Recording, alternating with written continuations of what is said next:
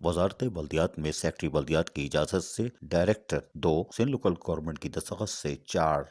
जनवरी 2021 को एक खत जारी किया जाता है, जिसमें बल्दिया वस्ती के 3 अफसरान को मुअत्तल करने के साथ साथ उन पर एलिगेशन भी लगाए गए हैं, जिनमें मोहम्मद अली के लिए कहा गया है कि उन्होंने ग्रेड 16 से 17, 17 से 18 गैर कानूनी तौर पर प्रमोशन हासिल किया था और सुप्रीम कोर्ट के अहकामात आउट ऑफ टर्न प्रमोशन, जाली भर्ती और इस तरह के जो अहकामात है उसमें फारग किया जाए। ताहम इनको मोहम्मद अली को सस्पेंड कर दिया गया है, जबकि नदीम हैदर जो कि ग्रेड 16 से 17 और अपग्रेड हुए थे, उनके भी प्रमोशन को गैर कानूनी करार देते हुए सुप्रीम कोर्ट की हिदायत पर गालबन वापस किया जाएगा। ताहम अभी उनको मुअत्तल कर दिया गया है, जबकि एयाज अली जो ग्रेड 16 से 17 में तरक्की हासिल कर चुके थे, उनकी भी तरक्की को गैर कानूनी करार दे दिया गया है और नॉन कैडर करार देते हुए इनको भी फौरी तौर पर सस्पेंड कर दिया गया है। खत के मुताबिक मोहम्मद अली जो कि डायरेक्टर सैनिटेशन